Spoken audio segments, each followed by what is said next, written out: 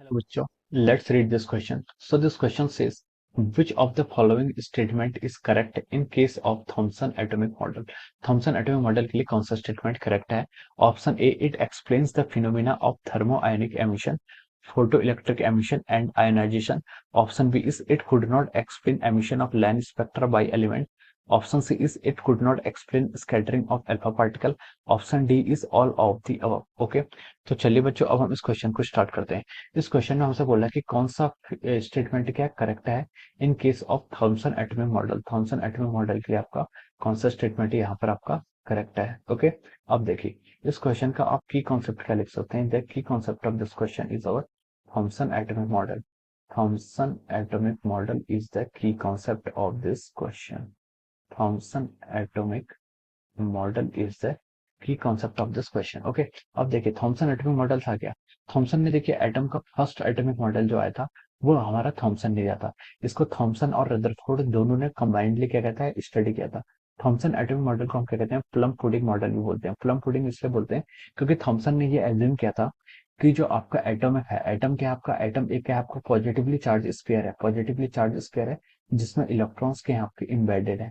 ये आपका positively charge sphere है, ये आपका पॉजिटिवली चार्ज स्फीयर है जिसमें आपके इलेक्ट्रॉन्स के यहाँ पे एम्बेडेड है, कुछ यहाँ पर इलेक्ट्रॉन्स के एम्बेडेड है।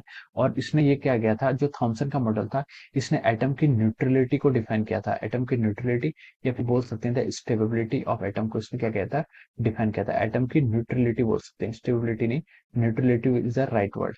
न्यूट्रलिटी का मतलब यह है कि इसने बताया था कि एटम पे क्या आपका जितना पॉजिटिव चार्ज है उतना क्या आपका नेगेटिव चार्ज भी है। एटम के पास आपका जितना पॉजिटिव चार्ज है उतना क्या है नेगेटिव चार्ज है। तो ये स्टेटमेंट जो आपका था एटॉमिक मॉडल का, ये थॉमसन क्या कहता आपका करेक्ट मॉडल था।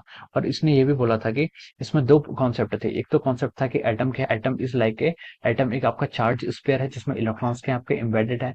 Atom is like a sphere, एक क्या आपका स्फीयर है और स्फीयर कौन सा आपका चार्ज स्फीयर है जिसमें आपका पॉजिटिवली चार्ज स्फीयर है जिसमें आपके इलेक्ट्रॉन्स के एम्बेडेड है। और इसने दूसरी चीज क्या बोली थी, दूसरी चीज ने बोली थी कि न्यूट्रलिटी ऑफ द एटम। ये क्या है एटम क्या होता है आपका इलेक्ट्रिकली क्या होता है आपका न्यूट्रल होता है। ओके, तो ये आपके दो मॉडल क्या थे यहाँ पे। सो ये आपके थे दो पॉस्टुलेट्स थे किसके आपके आपके थॉमसन के एटॉमिक मॉडल के आपके दो क्या पॉस्टुलेट्स हैं। अब देखिए अब हम इस क्वेश्चन को आगे प्रोसीड करते हैं। क्वेश्चन में उसने बोला कि which of the following statement is correct in case of Thomson atomic model. Thomson atomic model के लिए आपके कौन से पॉस्टुलेट्स क्या करेक्ट है। ऑप्शन ए में क्या बोला उसने, it explains the phenomena of thermodynamic emission, photoelectric effect and ionization. ये क्या करता है, it explains the phenomena of thermodynamic photoelectric emission and ionization. ये स्टेटमेंट क्या हो जाएगा आपका, दिस इज रॉन्ग। ये स्टेटमेंट क्या हो जाएगा आपका रॉन्ग हो जाएगा।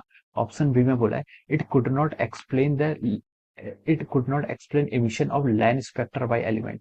लाइन स्पेक्टर ऑफ एलिमेंट ये हमारा हाइड्रोजन एटम का जो मॉडल दिया था ये आपका देखिए ये तो लिमिटेशंस आपकी रदरफोर्ड के मॉडल की भी है। This is the limitation of our Rutherford. Rutherford के बाद आपका बोहर का मॉडल आया था, बोहर के मॉडल की भी आपकी लिमिटेशन थी। ओके, तो हम बोल सकते हैं कि this statement is also incorrect.